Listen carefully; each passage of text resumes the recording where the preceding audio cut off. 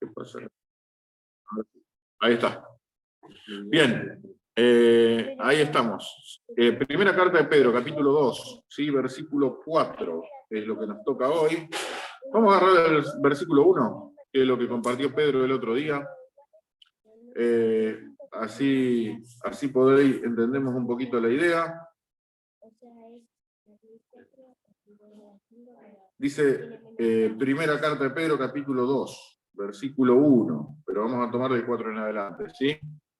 Recuerden, bueno, estamos estudiando esta carta, todos los hermanos que nos toca tomar la palabra, estamos siempre con el mismo libro de la Biblia.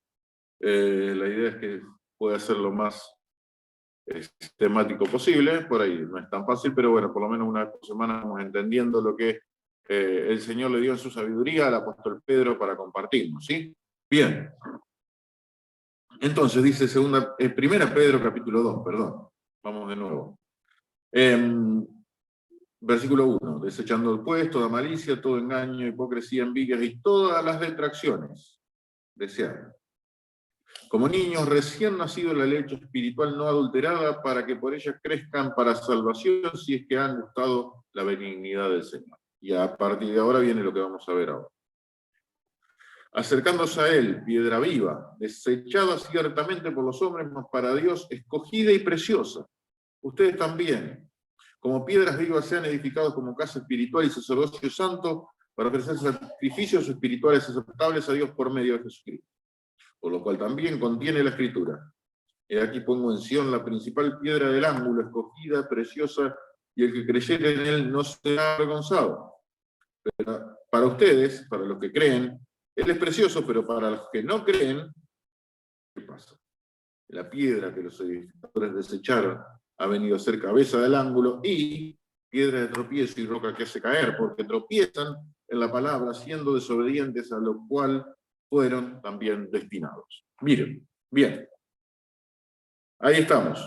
Siempre nunca olvidemos cuál es la idea o cuál es el marco en donde Pedro escribe esto, ¿sí? Escribe a los creyentes de la dispersión en distintos lugares del mundo, creyentes que estaban sufriendo mucho, y sufriendo cosas muy difíciles y muy grosas, muy complejas. Básicamente por la persecución del Imperio Romano en contra del Evangelio de Jesucristo, ¿sí? En los primeros tiempos en donde se empezó a desatar las primeras persecuciones fuertes a nivel imperio, ¿sí? Ya el imperio mismo estaba en contra del Evangelio, ¿sí? Recordemos eso. Siempre fueron perseguidos los cristianos en el primer momento, ¿no? Pero el primer tiempo era para el pueblo judío nada más, y en lo que era el Imperio Romano estaba bastante tranquila cosa. Pero a partir de algunas cuestiones que empezaron a mostrar los cristianos que no se querían arrodillar ante César, la persecución se volvió feroz, muy intensa, muy fuerte. Muchas personas perdían trabajo, perdían familia, perdían todo tipo de reputación, se convertían en verdaderos parias por amor a Jesucristo, ¿sí? Entonces, en medio de todo eso, digamos, ese es el marco en el cual toda esta carta se desarrolla. Carta escrita a personas que están golpeadas en sufrimiento y en persecución, ¿sí? Bien, entonces, en este caso, después que habla de la necesidad de desear la palabra de Dios, de desear como niños recién nacidos, dice, bueno, ustedes acérquense, versículo 4, a él como piedra viva. Acérquense a él, piedra viva. Es una piedra viva el Señor Jesucristo, naturalmente, ¿no? Está hablando de él. Y dice, él es una piedra viva. Es rara la metáfora, ¿no? Porque la piedra es algo inerte, ¿sí? Es algo que no tiene vida, por definición. Pero bueno, dice, Jesucristo es una piedra viva que transmite vida. La figura, la metáfora de la piedra, mucho se utiliza en la Biblia, se puede mencionar en distintos lugares. Ustedes recuerdan cuando ocurre ese milagro, ¿no? Que Dios permite que Moisés golpee la roca y de ahí brote el agua cuando el pueblo estaba muerto de sed, en el medio del desierto. ¿Sí? ¿Se acuerdan de eso, no? Bueno, dice Pablo, aplicando ese pasaje, que la roca, que todos bebieron del agua de la misma roca y la roca era Cristo, ¿sí? Entonces, esta idea de Jesucristo como una piedra viva es una idea que trasciende, ¿sí? la escritura. Y dice, es una piedra viva que transmite vida. Es una piedra escogida y preciosa. Ustedes saben que las piedras preciosas suelen estar escondidas, metidas dentro de piedras que no son nada preciosas, que son muy comunes y simples, ¿sí?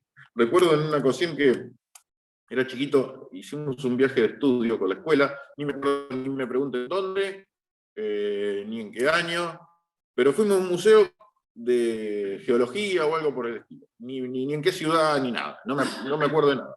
Pero sí me acuerdo que era un museo de piedras, justamente, y de piedras muy lindas, muy preciosas. Me había impactado una en particular que era la amatista, no sé si la conocen, una piedra violeta, increíble. Bueno, la amatista está metida adentro de una roca común y silvestre. Ustedes ven como, y era un pedazo de piedra que si uno la mira de un lado es un cacho de roca que no dice nada. Claro, cuando rompes ese pedazo de roca, adentro está la amatista.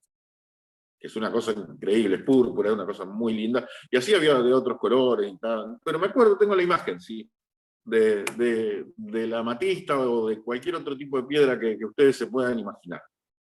Y sí, es cierto que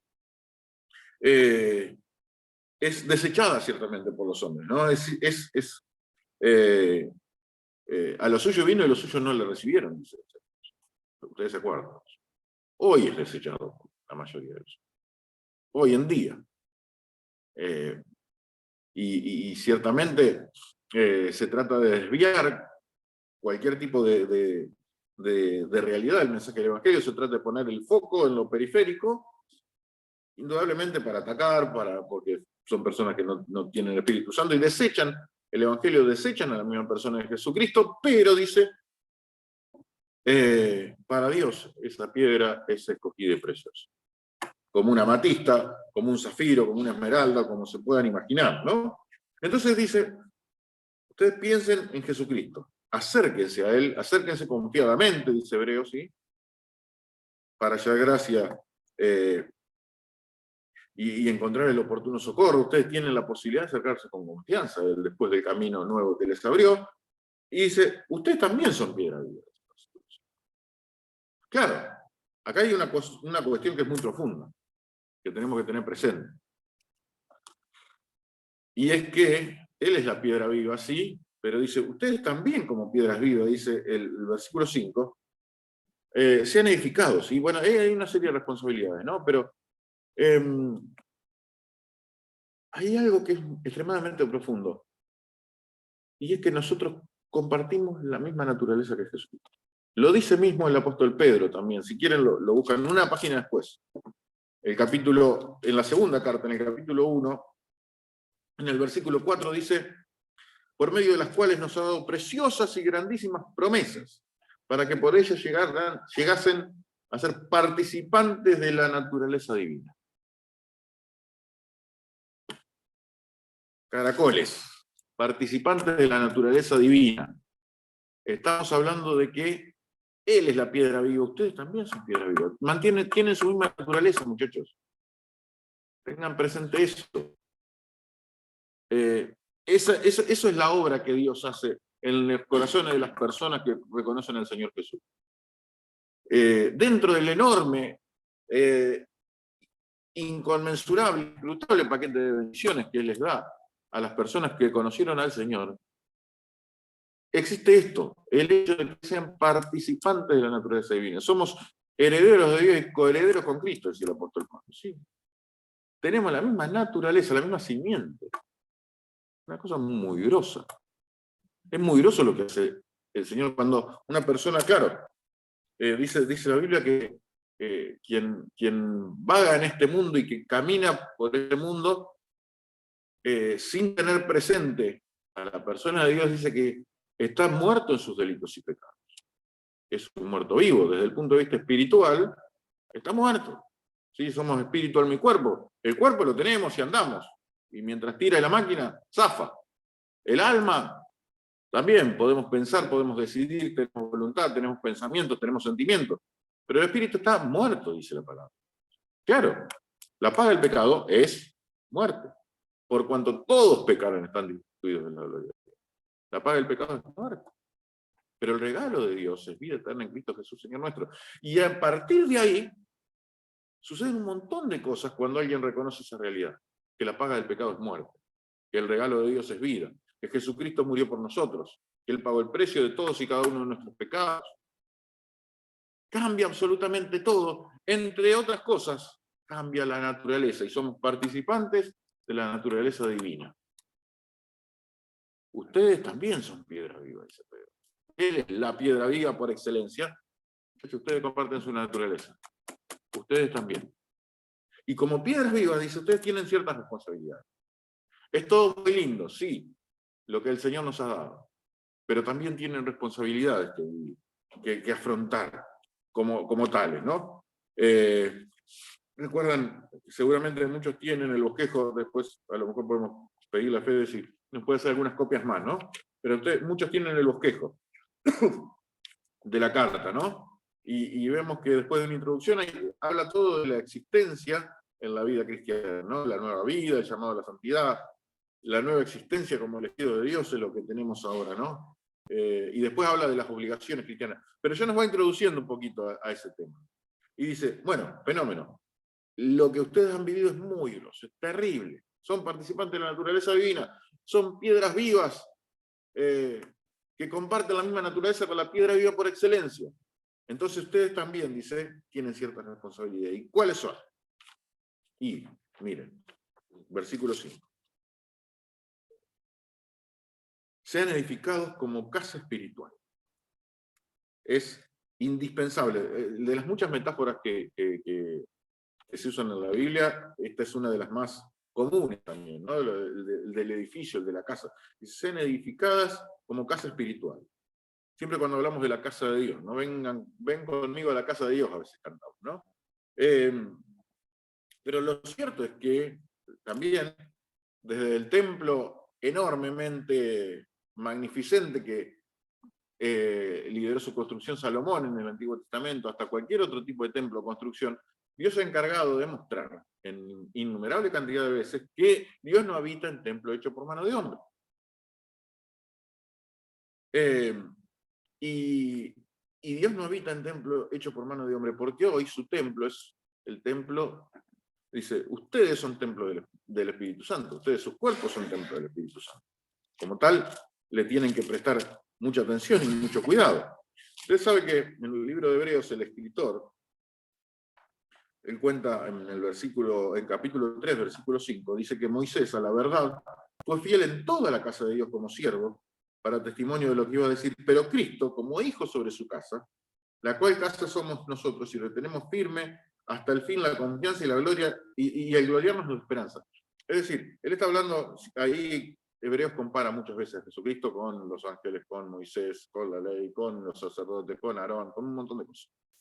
Y ahí lo compara con Moisés, y claramente Jesús es superior a Moisés, lo va a demostrar con mucha claridad, y dice, en medio de eso dice, piensa en una cosa, la casa de Cristo somos nosotros.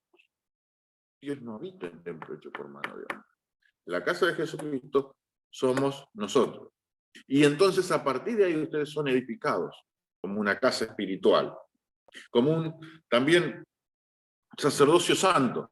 El hablar de casa espiritual está diciendo, bueno, ustedes tienen que ser edificados también, o sea, no solamente es que se pone un fundamento, nada más cuando se hace la casa del edificio se tiene que ir construyendo, edificando, sobreedificando y que tenga luego una coronación, porque si no es como que todo queda muy a mitad de camino. Y dice, sean edificados como casa espiritual y sacerdocio santo, es lo que también dice el versículo 5, ¿no?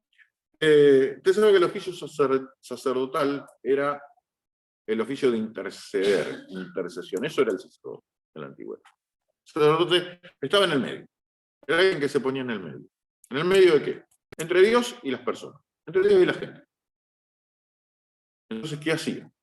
Y básicamente intercedía por las personas ante Dios y transmitía el mensaje de Dios a las personas. Eso era lo que hacía la casta sacerdotal, llamémosle, ¿no? Llamémosle sacerdote, levita, lo que fuera. Había ciertas diferencias de oficios, no eran todos iguales, pero la función de ellos era esa, interceder, estar en el medio, entre Dios y la gente. Hoy, ustedes dicen también su sacerdocio santo, ese oficio no está reservado a una casta exclusiva, es privilegio y responsabilidad de todos los creyentes el ser sacerdotes de Dios. Es una responsabilidad de todos y cada uno de nosotros. Dice que en Apocalipsis habla de que los hizo reyes y sacerdotes, ¿no? Y ciertamente Dios nos puso en medio. Dios nos puso entre Dios y la gente. Ahí estamos. ¿Sí? Tenemos que interceder. Hoy estuvimos intercediendo, orando, los unos por los otros, por las necesidades. Hay personas que no son del Señor, igualmente tienen necesidades, y oramos por ellos. La necesidad principal es la necesidad espiritual, que reconozcan al Señor en su vida, que su destino eterno esté asegurado, que realmente puedan disfrutar de la comunicación y comunión con el Señor. Esa es su principal necesidad. Y también habrá necesidades de salud, de trabajo, de cuestiones económicas, de cuestiones sociales, de diferentes problemas familiares. Hay de todo, ¿no? Pero todo depende de los cambios que el Señor quiere hacer, y que son cambios que el Señor hace de adentro hacia afuera. Y dice que así como los sacerdotes ofrecían sacrificios de animales en la antigüedad, ahora ustedes no tienen que hacer sacrificios de animales. No, paren un poco la mano. Hebreos dice también que con una sola ofrenda Jesucristo hizo perfecto a todos los santificados. Hebreos 10 habla de eso. 10:14 para mostrar. Ustedes no tienen que hacer más sacrificios materiales. Sí tienen que hacer sacrificios espirituales. Sacrificio de alabanza, dice también el escritor de Hebreos, que es fruto de labios que confiesa su nombre. Sacrificio también, el lenguaje sacerdotal se habla también para la ofrenda, para la alabanza, para las oraciones en el Apocalipsis, para las buenas obras. Ustedes dicen, sean edificados como casa espiritual y sacerdocio santo para ofrecer sacrificios espirituales aceptables a Dios por medio de Jesucristo. Su naturaleza ha cambiado. Ustedes tienen la misma naturaleza, son piedras vivas, aunque parezca un término contradictorio, como decíamos, ustedes son piedras vivas que dependen de la piedra viva por excelencia. Bueno, a partir de ahí, ustedes también, como tales, como piedras vivas, sean edificados como casa espiritual, como sacerdocio santo, y ofrezcan sacrificios espirituales aceptables a Dios por medio pura y exclusivamente de Jesucristo. Ahora bien, esa es la confianza que tenemos, ¿no? Que nos podemos acercar plenamente. Esos son los deberes que, como piedras vivas, podemos llegar a tener. Y hay un fundamento sobre el cual se apoya todo esto, que es fundamento de la palabra de Dios. Y la palabra que en el Antiguo Testamento ya se venía mencionando, y esta idea de la piedra viva y de Jesucristo como piedra, y como piedra que algunos desechan, pero que ocupa una función fundamental. Esta idea estaba presente en el Antiguo Testamento, estuvo presente en el Nuevo, estuvo presente en el Evangelio, está presente en las cartas también, y ese es el basamento sobre el cual nos apoyamos para decir, bueno, él es la piedra viva, nosotros somos piedras vivas que compartimos su misma naturaleza. Miren, versículo 6. Por lo cual también contiene la Escritura. He aquí pongo en Sion la principal piedra del ángulo, escogida, preciosa, y el que creyere en él no será avergonzado. Ustedes saben que la piedra angular, o la piedra del ángulo que menciona acá, esta idea la traía ya del libro de Isaías, ¿no? De Isaías 28. Es como la piedra basal de toda la estructura. En aquel tiempo, cuando se edificaba algo, eran piedras cortadas, ¿no? Y la piedra basal, la piedra del ángulo que se decía ahí, tenía que estar perfectamente cortada, tenía que tener el tamaño suficiente, tenía que ser suficientemente maciza, y tenía que tener la resistencia suficiente, porque era una piedra que iba justamente en un ángulo, y donde se iba a desarrollar y edificar todo el resto de las dos paredes que iban a ir sobre esa piedra de ángulo. Era una piedra fundamental, incluso a veces hacía la ceremonia, como a veces hacemos acá, ¿no? Pusieron la piedra fundamental del monumento a no sé quién. Bueno, o echaron el cimiento y hizo una ceremonia, qué sé yo. Bueno, algo así. Porque claro, y dice, Jesucristo dice, es la piedra que los edificadores, aquí menciona la principal piedra del ángulo, también escogida y preciosa, lo mismo que había dicho antes. Dice, el que creyere en él no será avergonzado. El que creyere en él no será avergonzado. No me avergüenzo del evangelio porque es poder de Dios. Dice el apóstol, ¿no? Bien.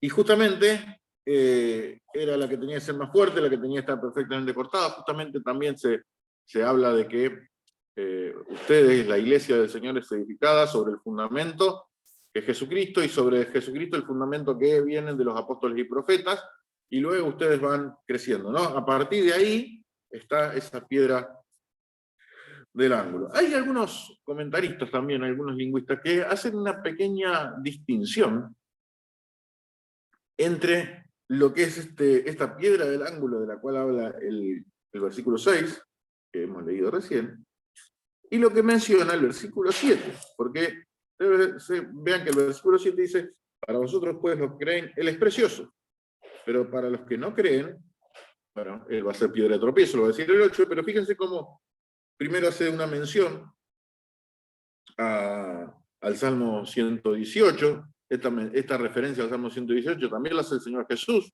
hablando de él mismo, ¿sí? En Marcos capítulo 2. Y fíjense que dice, para vosotros, versículo 7 estoy leyendo, para vosotros, pues los que creéis, él es precioso, pero para los que no creen, dice, la piedra que los edificadores desecharon ha venido a ser la cabeza del ángulo. Y hay quienes hacen esta distinción, ¿no? No es lo mismo la piedra del ángulo, la piedra basal, que la cabeza del ángulo. Entonces dice, la cabeza del ángulo es justamente una piedra que era la que coronaba el arco que iba arriba de todos. Y cuando estaba ese arco, bueno, y tenían las distintas piedras que iban ahí, pero la que coronaba tenía que ser una piedra que también tenía que tener un corte perfecto, porque era medio de la parte de abajo era medio trapezoidal, ¿sí? Con una formita, ¿se acuerdan del trapecio, no? La forma en geometría era recto abajo, como abriéndose, también con líneas rectas, pero después no cerraba un trapecio recto, sino curvo. Y tenía que tener una perfección tal que el arco quedara perfecto, con esa piedra que venía a ser la cabeza del ángulo. Hay quienes hacen esta distinción, es muy probable que esto sea así. Entonces, él dice, él es la piedra del ángulo escogida y preciosa, la piedra basal, fundamental, y es la cabeza del ángulo, que también tiene que tener un ángulo perfecto en el corte, una curvatura perfecta en la parte de arriba, porque sería la cabeza del ángulo. Y lo que nos da a entender es que Jesucristo es el principio y el fin de todo. Sobre él se basa todo y él es la coronación de todo. En él empiezan todas las cosas y en él terminan. Él es el alfa, como decía Apocalipsis, primera letra del alfabeto griego, y él es el omega, la última letra. Él es el principio y el fin. Él es el motivo de la creación y el final de la creación. Cristo es el fundamento y la coronación de la iglesia.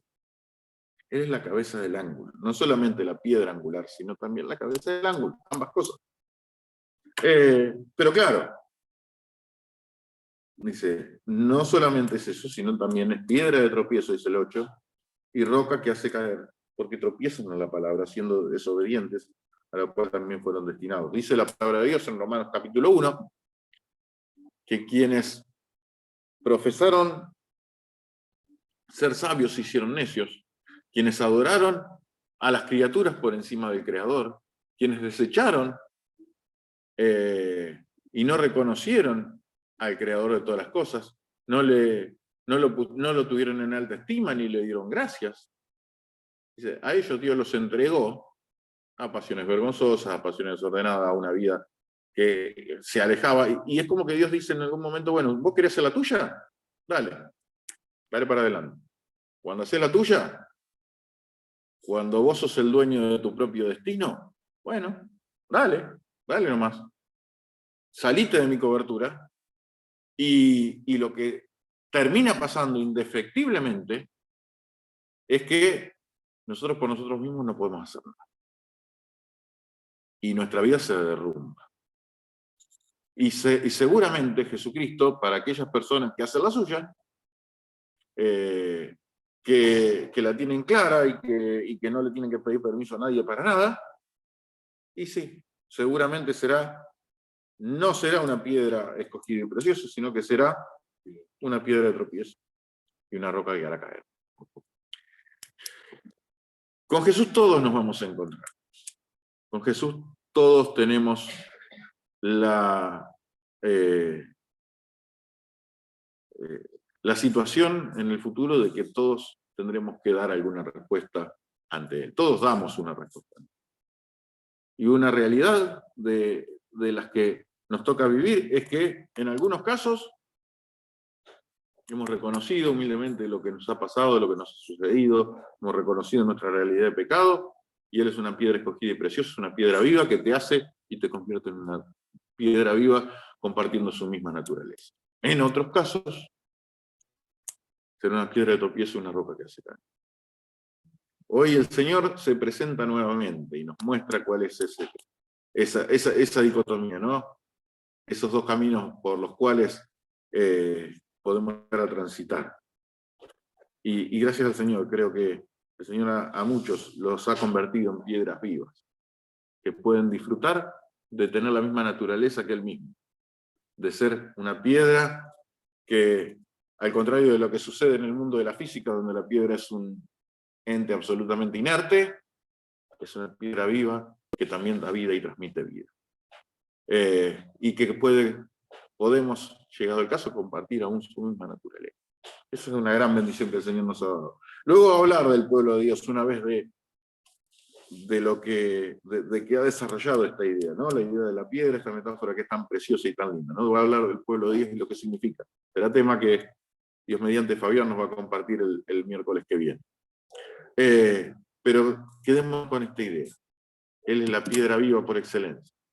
Nos ha permitido compartir su naturaleza, nos ha hecho participantes de la naturaleza divina.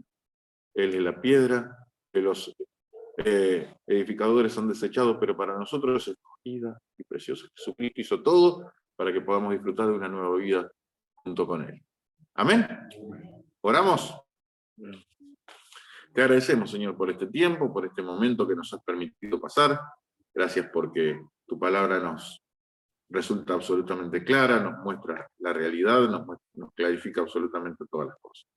Señor, te agradecemos por ella, Señor, por tenerte en nuestras vidas, porque, Señor, sos la piedra viva que, Señor, nos ha dado esa nueva vida y nos ha constituido, nos ha convertido en piedras vivas, Señor, que hoy por hoy tenemos esta necesidad de presentarnos como sacerdotes tuyos, de estar siendo edificados por vos día tras día, en momento tras momento, en donde también podemos ofrecerte sacrificios que son aceptables. Gracias te damos por todo esto. Ponemos en tus manos todas las cosas, todas las necesidades que se han presentado. Señor, son muchas. Y hay muchas angustias, muchas personas, hay pérdidas. Señor, hay enfermedad. Señor, estamos en un mundo caído, sabemos que estas cosas van a suceder. Sabemos que en medio de lo que nos toca vivir, existe el deterioro del cuerpo físico, existe también el deterioro de nuestra mente, existe un montón de cosas que vos no has planificado, pero que se ha dado a partir del pecado. Y Señor, gracias porque vos has restaurado todas las cosas en Jesucristo, y la restauración plena sabemos que en algún momento va a venir. Sabemos que en algún momento no habrá más muerte, no habrá más dolor, no habrá más angustia. Señor, gracias porque esa es nuestra esperanza y en eso nos apoyamos. Amén. Te damos gracias una vez más por todas las cosas. En el nombre de Jesús. Amén. Amén. Bueno, muchas gracias.